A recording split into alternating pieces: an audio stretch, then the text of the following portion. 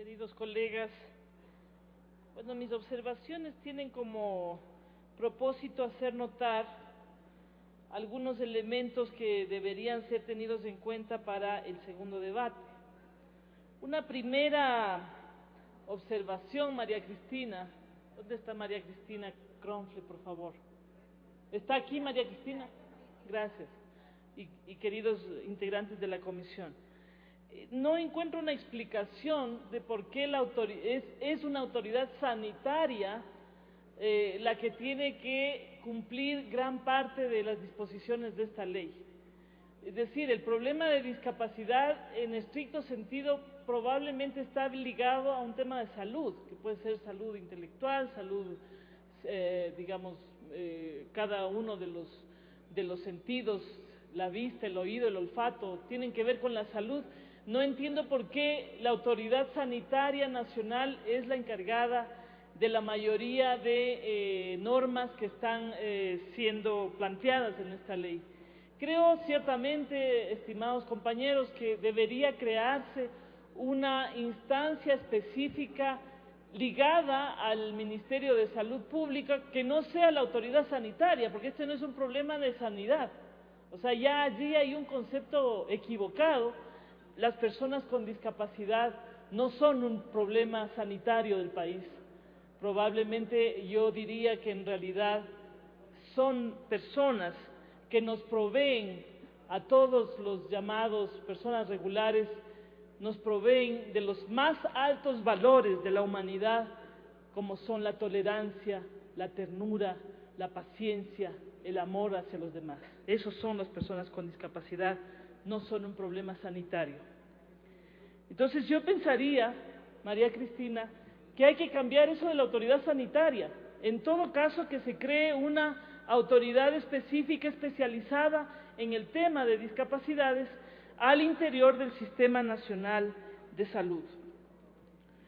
Luego, en la definición en el artículo 6 se dice que persona con discapacidad, para efectos de esta ley, se entiende una persona que presente una condición compleja. Les cuento que mi hija, Camila, mi adorada Camila, tiene un problema muy simple. Y el problema simple es que tiene trisomía 21. Si genéticamente ella, desde el momento de la división celular, se convirtió en una niña Down. Y esa no es una condición compleja, es una condición absolutamente simple y sencilla.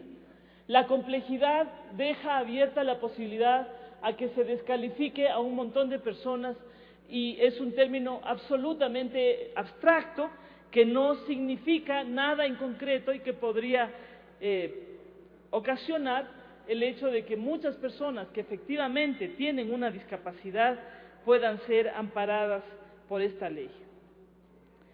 Hay una otra observación que noto en la ley. Hay un conjunto de derechos y está muy bien. Yo creo que es bueno consagrar derechos. Pero Kelsen, que es uno de los autores, yo diría, más importantes del derecho, ha señalado que cuando una norma carece de mecanismos de exigibilidad, es lo mismo que no existiera. Uno de los problemas que yo encuentro en la ley, queridos compañeros, con todo el aprecio que les tengo, es que esta ley carece de mecanismos de exigibilidad. ¿De qué sirve entonces consagrar un derecho si no existen los procedimientos y los mecanismos para hacer cumplir ese derecho? Es necesario entonces crear un capítulo específico para que los ciudadanos y ciudadanas, tanto las personas con discapacidad como también aquellas personas que son representantes de las personas con discapacidad, puedan ejercer acciones específicas para lograr el cumplimiento de cada uno de los derechos que aquí se han consagrado. Hay un artículo que me llama poderosamente la atención, el artículo 25, y habla precisamente de estos temas de la genética humana. Y dice básicamente lo siguiente, con su autorización, señor presidente, dice: la Autoridad Sanitaria Nacional, en el marco del Sistema Nacional de Salud, nuevamente dice la autoridad sanitaria, ¿no?, Normará, desarrollará y ejecutará el Programa Nacional de Genética Humana, incluyendo el enfoque de prevención de discapacidades con irrestricto apego a los principios y derechos consagrados en la Constitución y en tratados e instrumentos internacionales. Y ahí me preocupa porque yo creo que las personas con discapacidad son seres especiales que le aportan mucho a la humanidad. ¿Qué sería de un mundo en el cual no existieran personas con discapacidad? Jamás aprenderíamos, por ejemplo, lo que significa la tolerancia. Jamás aprenderíamos lo que es la tenacidad. Jamás aprenderíamos realmente lo que es la solidaridad. De modo que en buena hora que existen personas diferentes, que son genéticamente incluso distintas. Yo creo que ahí hay que ser absolutamente claros. No vaya a ser que a alguien se le ocurra que hay que hacer aquí programas de eliminación de posibles personas con discapacidad. Cuidado, cuidado, porque entonces sí la humanidad dejaría de tener sentido, de mirar a los seres diferentes y yo diría superiores, especiales, con que la vida nos ha premiado. Entonces,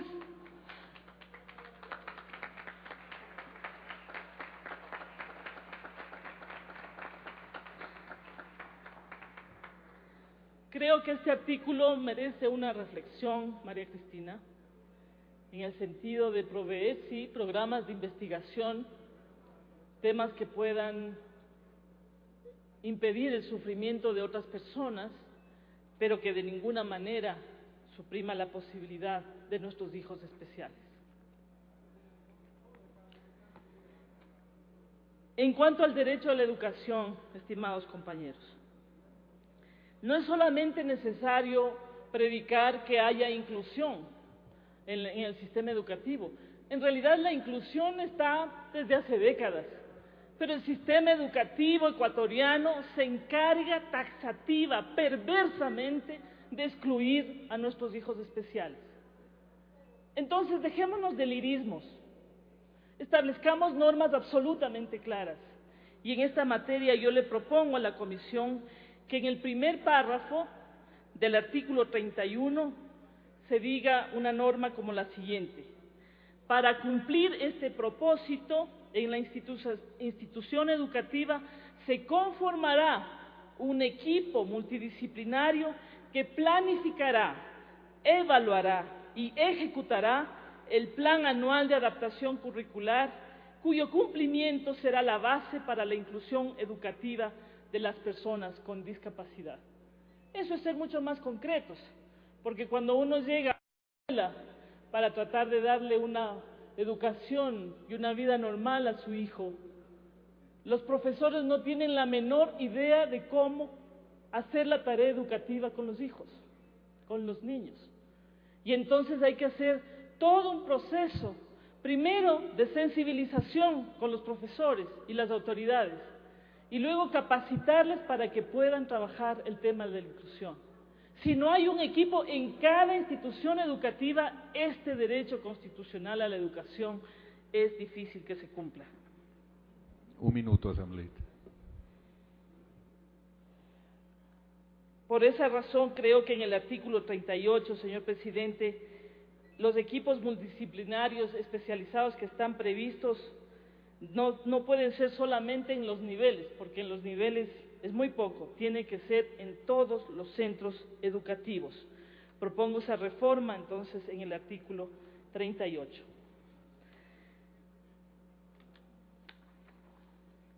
Luego, uno de los temas, perdóneme, presidente, un minuto apenas más, solo dos temitas más. Una de las principales razones por las que hemos encontrado que tantas personas especiales estaban en situaciones de vida infrahumanas, que es lo que el vicepresidente de la República, cumpliendo su obligación constitucional, ha logrado ayudar a muchas personas. Una de las razones principales es por la falta de valoración que la ciudadanía, que el pueblo, que todo el mundo tiene respecto de las personas especiales, de las personas con discapacidad. Es necesario entonces crear un artículo que establezca una norma obligatoria, imperativa, que desarrolle campañas masivas para lograr la valoración de las personas con discapacidad, la tolerancia en favor de ellas y que conduzca a un cambio cultural para la inclusión, para el respeto de las personas con discapacidades. Y es necesario en ese mismo capítulo crear un artículo que a la vez establezca obligatoriamente que en las unidades de educación superior se creen carreras especializadas en la atención e inclusión de las personas con discapacidad. Gracias, presidente.